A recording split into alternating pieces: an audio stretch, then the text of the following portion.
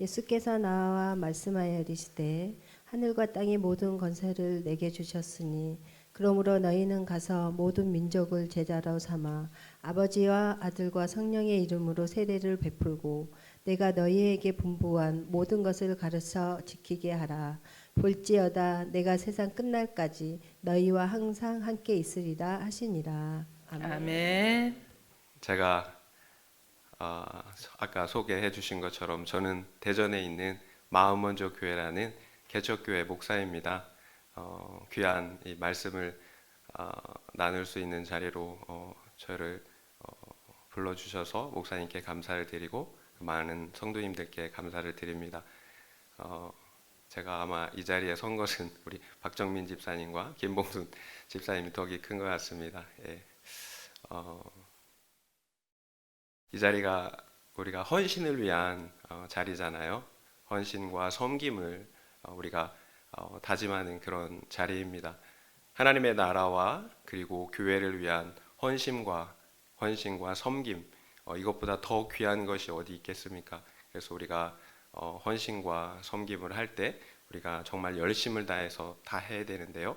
그런데 우리의 헌신의 그 열심보다 더 중요한 것이 있습니다.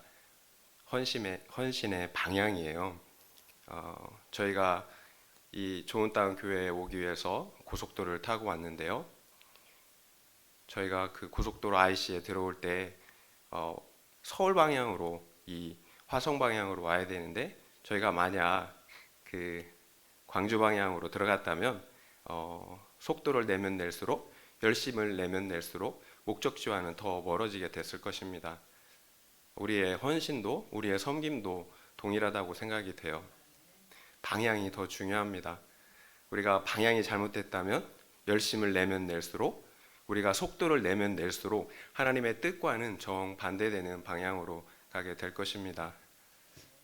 그렇지만 우리가 비록 조금 늦을지라도 방향만 정확하다면 좀 늦을지라도 분명한 목적지에 하나님의 뜻을 이루는 사명을 감당하게 될 것입니다. 그렇다면 우리의 헌신의 방향과 그리고 헌신의 목적은 무엇인지 오늘 말씀을 통해서 함께 살펴보면 좋겠다 이런 생각이 들었습니다. 오늘 주님께서 주시는 말씀을 통해서 분명한 헌신의 방향 그리고 우리의 섬김의 목적이 무엇인지 우리가 살펴보는 시간을 가졌으면 좋겠습니다. 본문의 말씀은 우리가 너무나 잘 아는 말씀이에요. 너무나 유명한 말씀. 우리 주님께서 승천하시기 전에 마지막으로 유언과 같은 말씀으로 제자들에게 남기신 말씀이었습니다. 이 땅에서 감당해야 할 사명이 있다라는 거예요. 그러니까 주님은 너희가 나를 믿고 죄사함을 받고 구원받았으니까 이 땅에서 잘 먹고 잘 살다가 우리 다음에 만나자 이렇게 말씀하시지 않았다라는 거예요. 오히려 우리에게 이 땅에서 감당해야 할 사명을 주셨다는 것입니다. 나는 그냥 편하게 신앙생활하고 싶은데 웬 사명이냐 이렇게 말씀하시는 분들도 있습니다. 그러나 정말 사명을 감당하지 않는다면 그것이 좋은 걸까요? 우리가 달란트 비율을 생각해 보시면 좋을 것 같습니다. 주인은 자기 종들에게 그 재능을 따라서 각각의 달란트를 나누어 주었습니다. 그리고 기한이 차서 종들과 결산할 때가 돌아왔습니다. 결산할 때 보니까 착하고 충성된 종이 있습니다. 그리고 동시에 악하고 게으른 종이 있습니다. 결국 마지막 날에 착하고 충성된 종은 주인의 기쁨에 참여하게 되지만 악하고 게으른 종은 어두운 데서 이를 갈게 됩니다. 그렇다면 여러분들은 어떤 종이 되고 싶습니까? 착하고 충성된 종이 되길 원하십니까? 아니면 악하고 게으른 종, 무익한 종이 되기를 원하십니까? 결국 사명 없이 사는 것, 편하게 사는 것이 지금 당장은 좋은 것 같지만 결코 좋은 것이 아닙니다. 주님은 모든 사람에게 생명과 재능과 그리고 재물과 시간이라는 각각의 달란트를 우리에게 나누어 주셨습니다. 따라서 그 모든 것이 주인의 것입니다. 우리의 것이 아니에요. 그리고 반드시 결산할 날이 온다라는 거예요. 그렇다면 우리에게 주신 그 달란트를 무엇을 위해서 사용하시면 되겠습니까? 나만의 유익을 위해서 쓰면 되겠습니까? 아니면 주님이 주신 그 사명을 감당하시는 데 쓰시겠습니까? 다니엘서 12장 3절 말씀을 읽어드리겠습니다. 지혜 있는 자는 궁창의 빛과 같이 빛날 것이요 많은 사람을 옳은 대로 돌아오게 한 자는 별과 같이 영원토록 빛나리라. 많은 사람을 옳은 대로 돌아오게 한 자는 하늘의 별처럼 영원토록 빛난다라고 말씀하시고 계세요. 결국 가장 복된 인생은 예수 믿고 죄 사함을 받은 인생, 그리고 영원 구원을 위해서 사명을 감당하다가 주님 앞에 서는 인생입니다. 그런 인생이 하늘의 별과 같이 영원토록 빛나게 됩니다. 영원한 우리 주님의 영광에 참여하게 된다는 것입니다. 우리의 정체성을 잘 알아야 합니다. 우리는 이 땅에서 나그네예요. 나그네는 뭐예요? 가야 할 집, 본향이 있는 사람들이에요. 우리의 본향은 저 위 영원한 하늘에 있습니다. 그렇다면 잠시 잠깐 편하게 살겠습니까? 아니면 영원한 것을 위해서 살겠습니까? 어떤 것이 참으로 지혜일까요? 결국 우리는 사명을 위해서 살아야 합니다. 그렇다면 주님께서 우리에게 주신 그 사명을 정확하게 알아야 되겠죠. 그래서 오늘 본문 말씀을 통해서 주님이 우리에게 주신 사명이 무엇인지 살펴보기를 원하는 것입니다. 오늘 본문 함께 읽어봤는데요. 본문 말씀 중에서 19절과 20절 말씀을 다시 한번 읽어보면 좋을 것 같습니다. 19절 20절이에요. 그러므로 너희는 가서 모든 민족을 제자로 삼아 아버지와 아들과 성령의 이름으로 세례를 베풀고 내가 너에게 분부한 모든 것을 가르쳐 지키게 하라. 볼지어다 내가 세상 끝날까지 너희와 항상 함께 있으리라 하시니라. 너희는 가서 모든 민족을 제자로 삼아 아버지와 아들과 성령의 이름으로 세례를 베풀고 내가 너희에게 분부한 모든 것을 가르쳐 지키게 하라고 말씀하고 있어요. 주님의 명령을 보면 총 5가지의 동사가 사용되었습니다. 가서 제자를 삼아 세례를 베풀고 가르쳐 지키게 하라. 이 5개의 동사 중에서 유일하게 명령형으로 사용된 단어가 있어요. 바로 제자를 삼으라는 동사입니다. 나머지 4개의 동사들은 분사나 부정사로 쓰였어요. 그러니까 주님이 주신 명령, 사명의 핵심은 바로 제자를 삼으라는 것입니다. 제자를 삼기 위해서 가야 하는 것이고 또 세례를 베풀고 가르쳐서 지키게 해야 하는 것입니다. 제자 삼는 것이 사명의 본질이라는 거예요. 제자 삼는 것이 사명의 본질이에요. 그렇다면 제자가 무엇인지를 알아야 되겠죠. 예수님의 명령 총 5개의 동사 중에서 유일하게 부정사로 사용된 단어가 있습니다. 지키게 하라는 동사예요. 여러분 투부정사 다 아시죠? 목적을 위한 거잖아요. 말씀을 지키기 위해 제자를 삼으라는 거예요. 결국 말씀을 지키는 제자를 삼는 것. 이것이 사명이에요. 이것이 제자의 정체성입니다. 말씀을 듣기만 하는 자가 아니라 말씀을 지키는 자가 제자입니다. 이것이 주님을 따르는 제자의 정체성이에요. 결국 우리 교회의 사명은 많은 사람들을 데려다가 세례를 주는 것이 아니에요. 많은 성경 지식을 가르치는 것도 아니에요. 반드시 말씀을 지키는 제자로 삼는 것입니다. 여러분 제 말씀을 오해하시면 안 돼요. 세례를 베푸는 것, 성경 지식을 가르치는 것 반드시 필요합니다. 반드시 해야 합니다. 다만 그 행위의 목적이 말씀을 지키게 하는 것에 있어야 된다는 거예요. 여러분 세례 베풀었다고 성경 가르쳤다고 다 끝났다고 생각해서는 안 됩니다. 반드시 말씀을 지키도록 제자를 삼아야 합니다. 그러니까 내가 세례 받았다고 성경 공부하고 있다고 다 된 것처럼 생각해서는 안 된다는 거예요. 우리가 반드시 말씀을 지켜야 합니다. 그렇다면 오늘날 우리 교회들의 모습을 보면 어떤 것 같습니까? 제자 삼는 사명을 잘 감당하고 있는 것 같습니까? 아니면 사람들만 많이 모아놓은 것 같습니까? 예수님은 열매를 보고 그 나무를 안다고 말씀하셨어요. 그렇다면 우리의 모습, 우리의 열매들을 볼 때 어떤 것 같습니까?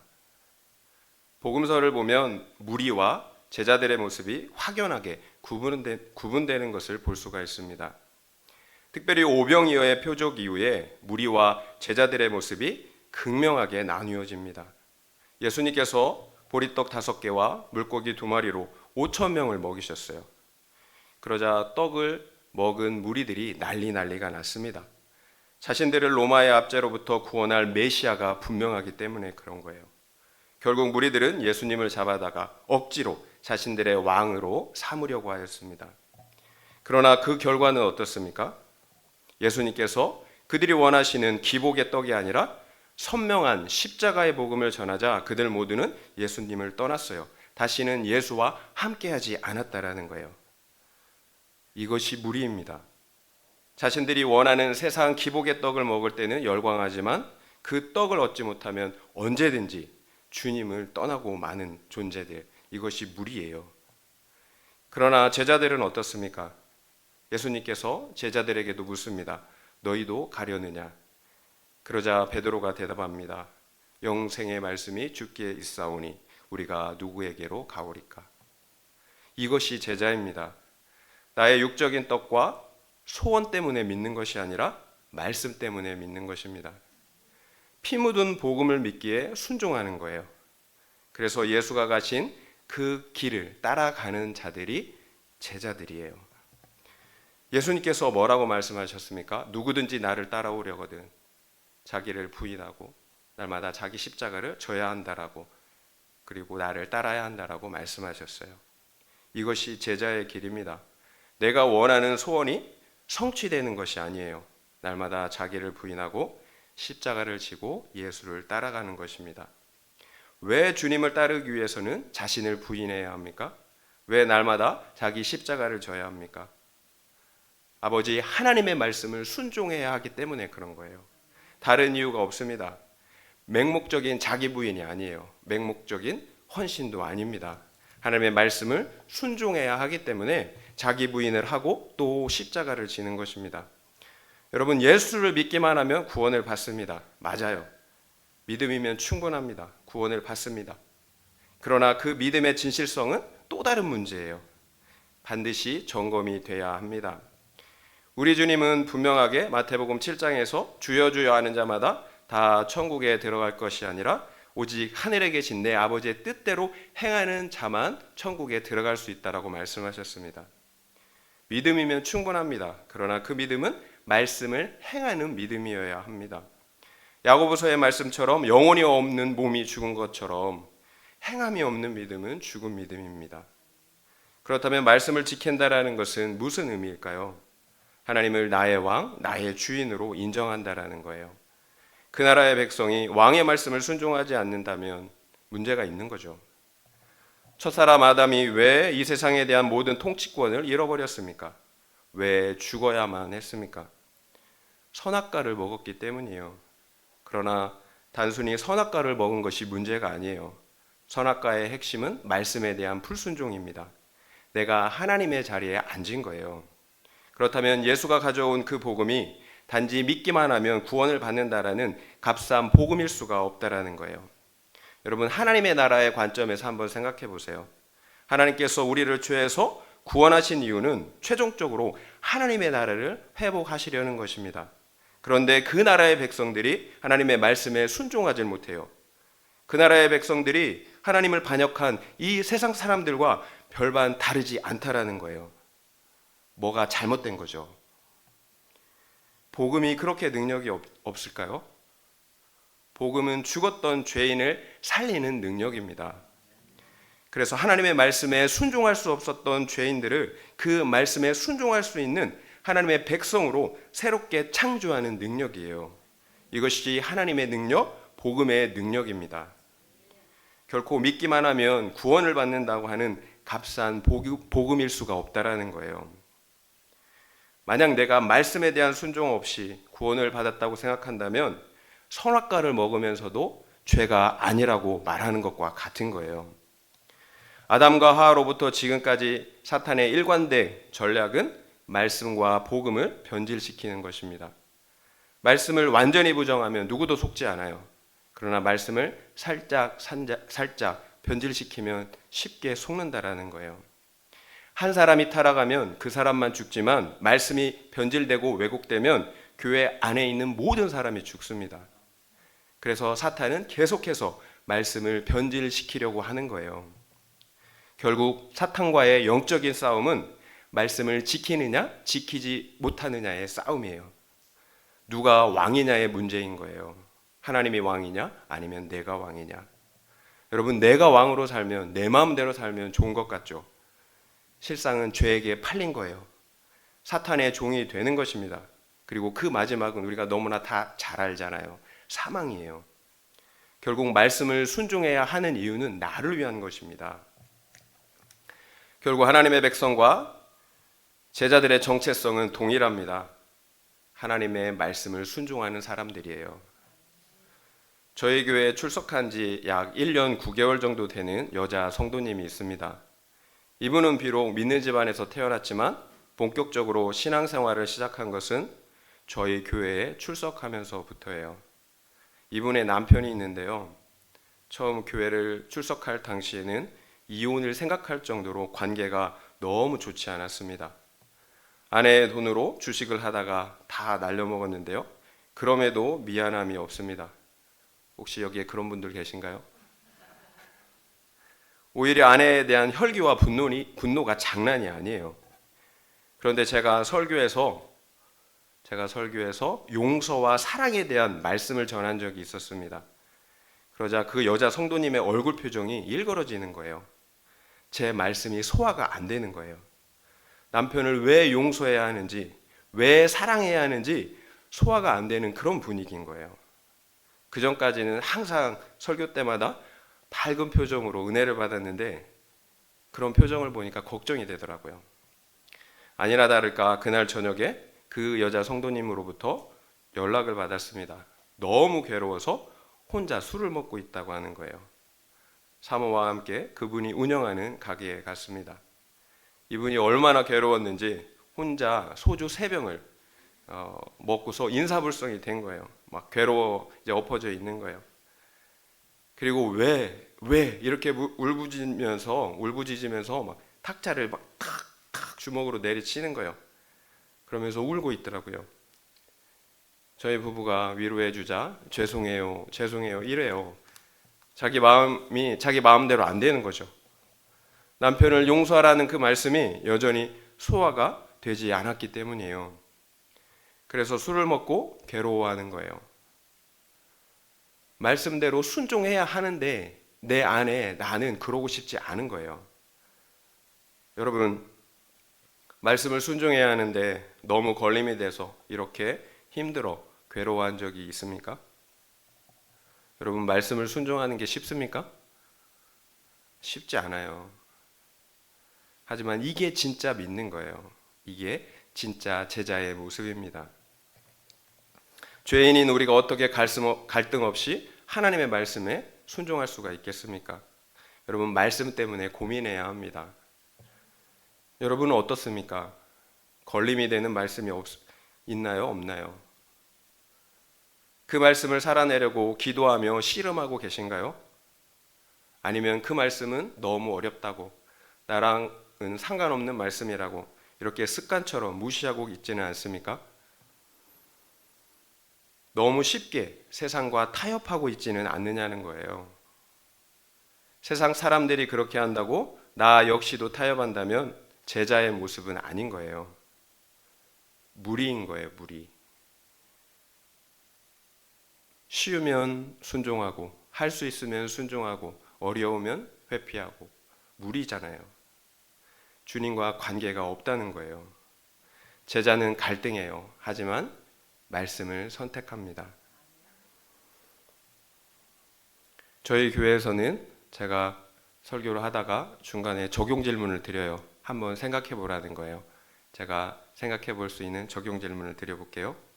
이 말씀은 너무 어렵다고 다른 사람들도 지키지 못하는 말씀이라며 스스로 타협하며 순종하고 있지 못하는 말씀은 무엇입니까? 한번 생각해 보면 좋을 것 같습니다. 이 말씀은 너무 어렵다고 다른 사람들도 지키지 못하는 말씀이라며 스스로 타협하며 순종하고 있지 못하는 말씀은 무엇입니까? 한번 생각해 보시기 바랍니다. 그렇다면 어떻게 제자 삼는 사명을 감당할 수가 있을까요? 내가 먼저 제자가 되는 것입니다. 좋은 제자가 좋은 제자를 삼을 수가 있습니다. 세례를 베푸는 것, 그리고 말씀을 가르치는 것 중요합니다. 그러나 내가 말씀대로 살지 못한다면 아무 소용이 없습니다. 그 어떤 수고와 헌신도 제자를 만드는 것이 아니라 단지 나와 같은 무리를 만들 뿐이에요. 만약 내가 제자가 아니라면 그 모든 나의 수고와 헌신이 그저 인간적인 열심, 종교적인 열심에 지나지 않는다는 것입니다. 제가 목회를 하면서 가장 힘든 것이 이것입니다. 말씀을 가르치는 것 할 수 있어요. 잘 준비해서 할 수가 있습니다. 그러나 내가 말씀을 가르친 대로 산다라는 것은 또 다른 문제예요. 전혀 다른 문제입니다. 쉽지 않습니다. 목회자 쉽지 않습니다. 그래도 살아내야 합니다. 그래서 저도 잘하진 못하지만 씨름하고 있어요. 말씀을 살아내려고. 말은 잘하는데 그 말씀대로 살아내지 못한다면 다 꽝이에요. 나도 위선자, 성도들도 위선자로 만드는 것입니다. 예수님은 결코 말씀만 가르치시지 않았어요. 그래서 무리를 모으시지 않았다는 것입니다. 오히려 많은 무리를 떠나보내셨잖아요. 대신 예수님은 친히 당신의 가르침을 삶으로 보여주셨습니다. 하늘의 모든 영광을 다 버리시고 죄인의 몸을 입으시기까지 낮아지셨습니다. 그리고 골고다에서 고난당하시고 십자가를 지시기까지 하나님의 말씀에 순종의 본을 보여주셨습니다. 그러므로 소수이지만 자신을 따르는 제자들을 남기셨어요. 예수님은 많은 무리를 남기시지 않으셨어요. 소수의 제자들, 당신을 따르는 제자들을 남기셨습니다. 이렇게 예수님은 친히 우리들에게 자신을 따라올 수 있는 사명을 감당할 수 있는 본을 보여주셨습니다. 앞서서 우리의 헌신의 열심보다 더 중요한 것이 그 방향이라고 말씀을 드렸습니다. 결국 우리의 헌신의 방향은 내가 진짜로 제자가 되는 것입니다. 그러므로 제자를 삼는 것입니다. 우리의 헌신의 방향은 내가 진짜로 제자가 되는 것입니다. 그러므로 제자를 삼는 것입니다. 이전 교회에서 제가 중고등부 사역을 몇 년간 했었습니다. 여러분 중고등부 아시잖아요. 결코 사역이 쉽지 않았어요. 이 정도면 애들이 변해야 하는데 변하질 않아요. 그런데 아이들의 이야기를 들어보면 그 이유가 있었습니다. 아이들이 토로하는 문제는 다름 아닌 부모님들의 이중적인 모습이었습니다. 부모님들이 교회에서의 모습과 집에서의 모습이 너무나 다르다라는 거예요. 교회에서는 그렇게 믿음이 있는 척 웃으면서 교양 있게 말하던 사람이 교회 문만 나가면 갑자기 표정과 말투가 싹 변한다는 것입니다. 여러분 찔리는 분들 많으시죠? 저도 그렇습니다. 이런 부모님들의 모습을 볼 때 하나님이 계시는지 잘 모르겠다라고 토로하더라고요. 부모님의 모습에서 하나님의 살아계심의 증거를 볼 수가 없다는 것입니다. 그러니까 아이들의 말이 충분히 이해가 가더라고요. 결국 아이들도 부모에게 보고 배운 대로 믿음이 있는 척 연기를 하는 것입니다. 부모님 때문에 어쩔 수 없이 교회에 나가는 거지 믿음이 있는 건 아니라는 거예요. 결국 이런 아이들이 대학에 진학을 하고 또 사회에 진출을 하게 되면 어떻게 되겠습니까? 부모님 밑에 있을 때는 어쩔 수 없었지만 결국 교회를 떠나게 됩니다. 결국 자녀의 문제는 직간접적으로 모두 부모의 문제라는 거예요. 내가 제자로 살지 않았기 때문입니다. 그렇다면 나는 좋은 제자입니까? 말씀을 순종하고 있느냐는 것입니다. 얼마나 오랫동안 신앙생활을 했는지가 중요하지 않습니다. 또 교회에서 어떤 직분을 가지고 있는지, 성경 지식이 얼마나 많은지도 중요하지 않아요. 기준은 하나밖에 없습니다. 내가 하나님의 말씀을 믿고 순종하고 있다면 좋은 제자입니다. 그러나 아무리 오랫동안 신앙생활을 했어도 말씀에 순종하지 않는다면 제자가 아닙니다. 하나님은 내가 거룩하니 너희도 거룩하라고 말씀하셨습니다. 그렇다면 거룩이 무엇일까요? 거룩은 세상에서 구별되어 하나님께 속하는 것입니다. 거룩은 소속의 문제라는 거예요.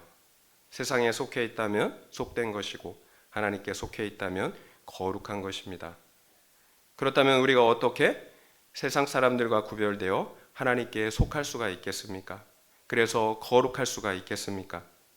하나님의 말씀에 순종함으로 구별되는 거예요. 그러므로 하나님께 속하는 것입니다. 결국 하나님의 말씀에 순종하는 상태가 거룩이에요.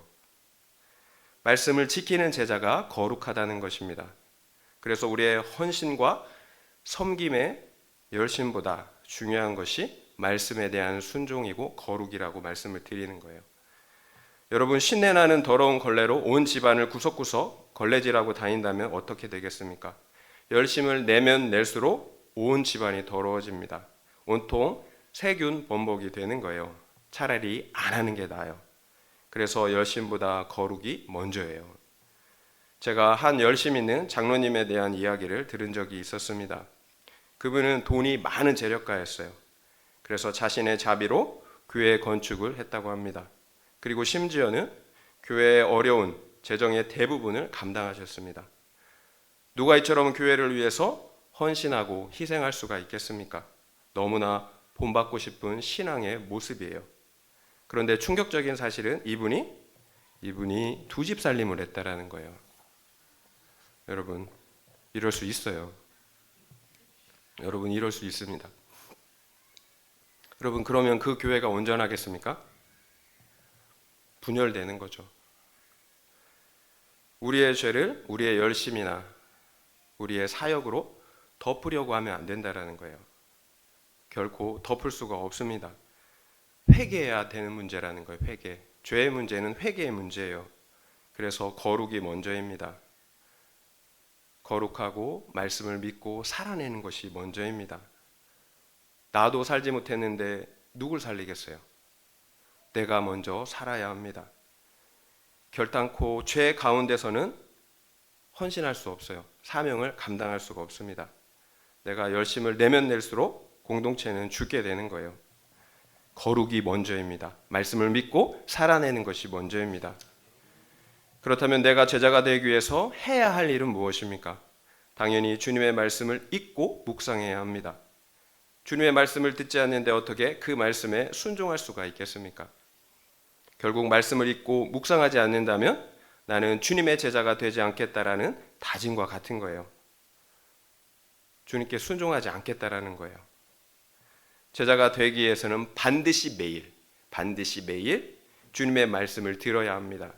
그리고 그 말씀을 살아내기 위해서 묵상하고 기도해야 합니다. 매일 말씀과 기도, 이것이 우리가 제자가 되는 두 개의 수레바퀴예요. 여러분, 말씀만 봐도 안 됩니다. 머리만 커져요. 교만한 바리새인이 될 수가 있습니다. 그렇다고 기도만 해도 안 되잖아요. 방향을 잃어버리잖아요. 반드시 말씀의 기준을 가지고 기도해야 합니다. 그러니까 우리의 기도는 세상에서 내 소원이 이루어지기 위한 기복의 기도가 아닙니다. 오히려 하나님의 말씀, 하나님의 뜻이 나를 통해, 우리를 통해 이루어지도록 기도해야 합니다. 이것이 하나님의 나라가 이루어지는 방식이에요. 제자가 되는 것 특별한 프로그램에 있지 않아요. 또 여기서 조금 저기서 조금 배울 수 있는 문제도 아니에요. 말씀과 기도의 삶이 깊어지는 거예요. 점점 깊어져야 합니다. 말씀과 기도, 이 정도면 됐다가 아니라 깊어져야 합니다. 그래야 그 속에서 영생하도록 솟아나는 생수를 마실 수가 있는 거예요. 여러분, 더 파야 됩니다. 안반수를 뚫어야 거기에서 생수가 나오는 거예요. 예수님께서 제자들에게 사명을 주시고 마지막으로 약속하신 말씀이 무엇입니까? 볼지어다 내가 세상 끝날까지 항상 너희와 함께 할 것이라는 약속의 말씀이잖아요. 임마누엘, 우리 주님께서 항상 우리와 함께 하신다고 약속하셨습니다. 이것이 우리가 제자가 되고 제자 삼는 사명을 감당할 수 있는 이유입니다. 주님께서 우리를 고아와 같이 내버려 두지 않으시고 항상 우리와 함께 하시기 때문이에요. 주님이 친히 사명을 감당할 수 있는 넉넉한 은혜를 우리에게 베풀어 주신다는 것입니다. 우리 힘으로 어떻게 제자가 되겠어요? 우리의 힘으로 어떻게 주님을 따라갈 수가 있겠어요? 함께 하시는 주님이 나와 함께 하시면서 은혜를 베풀어 주실 때, 능력을 베풀어 주실 때 주님이 가신 그 길을 갈 수가 있는 것입니다. 그런데 문제는 정말로 주님께서 나와 우리와 함께 하고 계시느냐는 것입니다. 분명 주님은 너희와 항상 함께 할 것이라고 약속하셨습니다. 그런데 왜 내게는 주님이 함께 하시는 실제가 나타나지 않을까요? 주님과 동행하는 기쁨의 실제, 거룩의 실제가 왜 나타나지 않느냐라는 거예요. 여러분, 다른 이유가 없습니다. 내가 말씀에 순종하지 않기 때문입니다. 내가 죄자가 되지 않기 때문입니다. 입으로는 하나님을 시인하지만 그 삶으로는 하나님의 말씀을 부인하기 때문이에요. 여러분, 생각과 내 삶이 다를 수 있습니다. 여러분, 말씀을 가까이 해야 합니다. 그래야 순종할 수가 있습니다. 성경이 가르치는 바는 항상 동일합니다. 시편 1편에서 뭐라고 말씀하셨습니까? 너무나 다 아시는 말씀들이잖아요. 1절부터 3절 말씀을 읽어드리겠습니다. 복 있는 사람은 악인들의 꾀를 따르지 아니하며 죄인들의 길에 서지 아니하며 오만한 자들의 자리에 앉지 아니하고 오직 여호와의 율법을 즐거워하여 그의 율법을 주야로 묵상하는도다. 그는 시냇가에 심은 나무가 철을 따라 열매를 맺으며 그 잎사귀가 마르지 아니함 같으니 그가 하는 모든 일이 다 형통하리로다. 복이 있는 사람은 오직 여호와의 율법을 즐거워하여 그의 율법을 주야로 묵상하는 사람이라고 말씀하고 있어요. 여러분, 복 받길 원하시지 않습니까? 우리가 정말로 복을 좋아합니다. 그런데 왜 우리가 복을 받지 못할까요? 여호와의 율법을 즐거워하지 않기 때문입니다. 그래서 그 율법을 주야로 멀리하기 때문입니다. 그러니까 그는 사막에 심은 나무처럼 열매가 없고 잎사귀가 마르고 그가 하는 모든 일이 안 되는 겁니다. 결국 하나님의 말씀을 기뻐하지 않는다면 어떤 복도 받아 누릴 수가 없다라는 거예요. 여러분은 어떤 복을 받길 원하십니까?